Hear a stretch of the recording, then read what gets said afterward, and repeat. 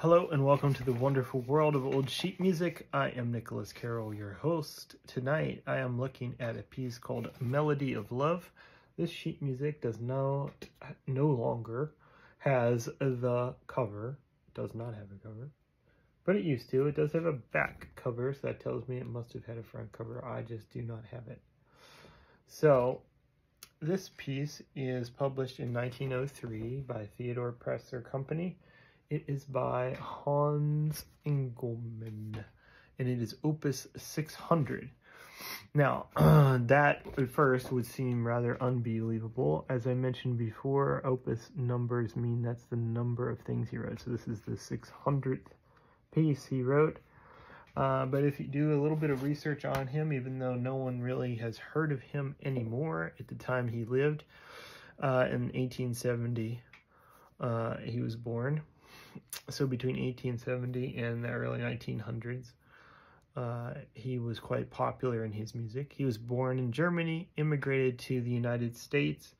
His family wanted him to come to the United States to be a doctor. He moved to Philadelphia, but he did not want to be a doctor. He ended up being a composer / piano teacher. So what he did is he wrote almost all teaching pieces. So he has 3,000 pieces that are compositions he wrote, and of course somebody's tried to catalog them, but he used a lot of pseudonyms, and there's a list of them online if you want to find those. I didn't memorize them, but you can look it up. This piece is his most famous, so if you look it up, you study anything about him, this is the piece that anyone knows. If you know one of his pieces, it's this one. And the Theodore Presser Company, of course, was a big-time publisher in Philadelphia. It still is. It's like the longest-lasting publisher in the world. And so it's not surprising that when he went to Philadelphia, he was able to find someone to publish his music at that time period. That was really popular. Now that I see this fell apart, this is really interesting. I want to show you, since this music's in really bad shape. This is one of these pieces of music that's so old that they did not use staples. This nail right here, which I'm going to hold it up higher, I mean you can see it. This nail is what was holding this sheet music together right through this. So it was like a nail laced through instead of a staple. So that's something they did use in older sheet music. I have a couple other pieces with those. And you have to be kind of like aware of it, because there's no like smooth end to it. It's just a sharp nail, you know, and it's still sharp on the end. So when you turn the page, you gotta be careful. Anyway, it already came out, so this will be a little bit easier of a page turn. This is not an easy piece. I see that it's so tall and it's so like flimsy that it's like drooping, so it's gonna be hard to read partially, but I'm gonna do my best here. I don't know it, though I've heard of it before. I don't actually know what it sounds like. I haven't ever listened to it before. So let's see how it goes.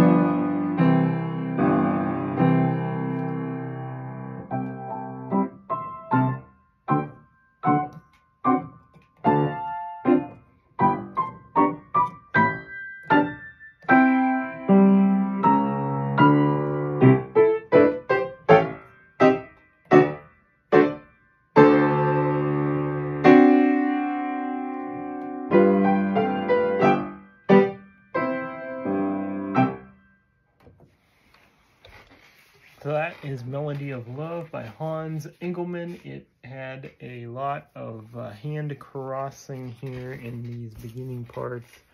You got the bass, and then the treble, and then the bass, and the treble. It means you got a crossover, and you probably saw me doing that a bit on the video. That's a big pain when you're sight reading. That's one of the most annoying things to sight read, because if you haven't already figured out what the crossover chords are, you kind of have to be like, wait, what? Where am I going? Am I switching clefs? And we got some accidentals thrown in there. A couple of them are actually on top of the where your right hand is. It's a common, more advanced piano technique, but annoying to sight read. Anyway, I had pretty good success with it.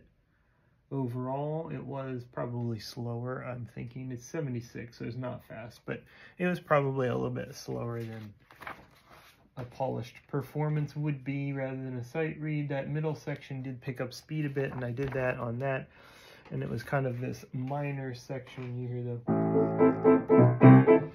which I guess he's going for the love that's all happy in the beginning, and then you got this tumultuous section that any kind of relationship will have at some point, and then you have the return to the happy part. So hopefully that's what happens in a real relationship. And in this part at the end, I want to point this out. It said pianissimo delicato, which means very, very soft and delicate, and it's a super high octave. So that was very similar to the Music Box chorus that was on a piece I played a couple of days ago. Maybe it was yesterday, I don't know. Sometimes days feel so long, I forget what day it was.